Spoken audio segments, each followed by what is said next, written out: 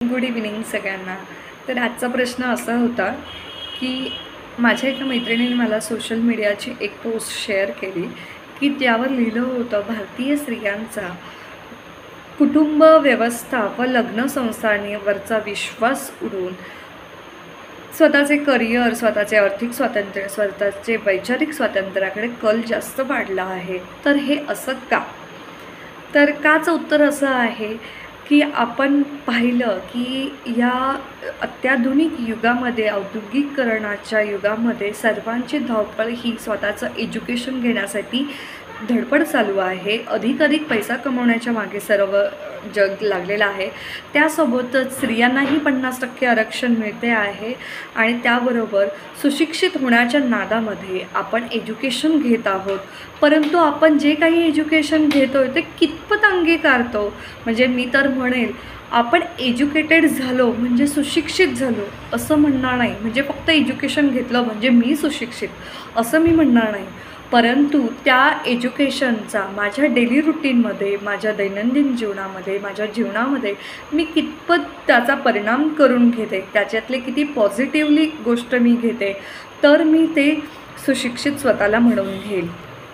तर हेच झालं ना. फार पूर्वी वर्षापासून चाललेलं आहे की पुरुषप्रधान संस्कृती. तर पुरुषप्रधान संस्कृती ही केव्हा होती? पूर्वीच्या काळामध्ये जेव्हा फक्त स्त्रिया चूल आणि मूल पाहत होत्या आणि पुरुष बाहेर जाऊन त्याच्या कुटुंबासाठी कष्ट करून पैसा कमवून आणत होता, तेव्हा ती पुरुषप्रधान संस्कृती चालू होती. तर आजकाल पाहिलं तर 70 ते 80% महिला ह्या सुशिक्षित आहेत, शिकलेल्या आहेत. परंतु फक्त 90% लोकं, 90% म्हणण्यापेक्षा एक 10% लोकं पुरुषप्रधान संस्कृती म्हणजे आहे तशीच चालू ठेवली नाही आहेत. पण 90% लोकं हे ह्यांच्या कुटुंबामध्ये पुरुषप्रधान संस्कृती अजूनही आपल्याला पाहायला मिळते आहे. स्त्री जरी आजही शिकली असली, आजही पुरुषाइतपत ती जरी कमवत असली, तरीही तिला आजही आर्थिक स्वातंत्र्य नाही आहे, वैचारिक स्वातंत्र्य नाही आहे. आणि पाहिलं गेलं तर आता कोरोना काळामध्ये पाहिलं तर पूर्ण कुटुंब घरी बसलेलं होतं. ते जेव्हा एकमेकांच्या संपर्कामध्ये आले तर त्यांना घटस्फोटाचे प्रमाणही त्या कुटुंबामध्ये पाहायला मिळालेलं आहे. त्याचे प्रमाण वाढलेलं आहे. याचं कारण एकमेव असं आहे की मला नाही वाटत की भारतीय स्त्री ही संवेदनशील आहे.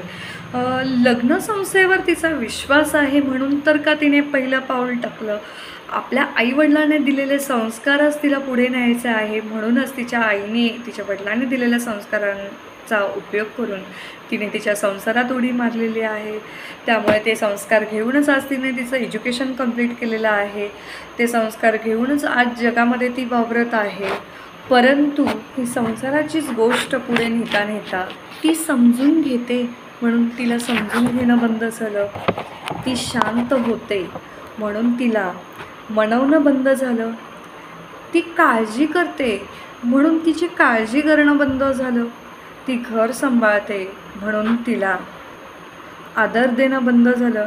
ती आहे तशीच आहे त्या परिस्थितीसोबत राहते म्हणून तिला गृहीत धरणं चालू झालं.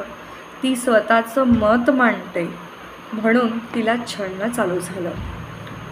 पूर्वीची स्त्री आणि आत्ताची स्त्री जशी बदलली आहे तसं पूर्वीचं जसं आयुष्य होतं तसं आत्ताचं आयुष्य नाही आहे. म्हणून तिचा वैचारिक दृष्टिकोन आणि तिचं कौटुंबिक अवस्थावरचं मन वळून स्वतःचं करिअर, स्वतःचे विचार, स्वतःचे वैचारिक स्वातंत्र्य व स्वतःचे आर्थिक स्वातंत्र्याकडे कल झुकू लागला. तर असेच नवनवीन प्रश्न घेऊन या, आपण त्यावर पर्यायही शोधून काढू. तर ह्या प्रश्नाचं उत्तर आणि त्याचं सोल्युशनही त्याचंच दडलेलं आहे. तर आपण किती घ्यायचं, किती पॉझिटिव्हली चालायचं ते या व्हिडिओवरून तुम्हाला नक्कीच समजेल. थँक्यू.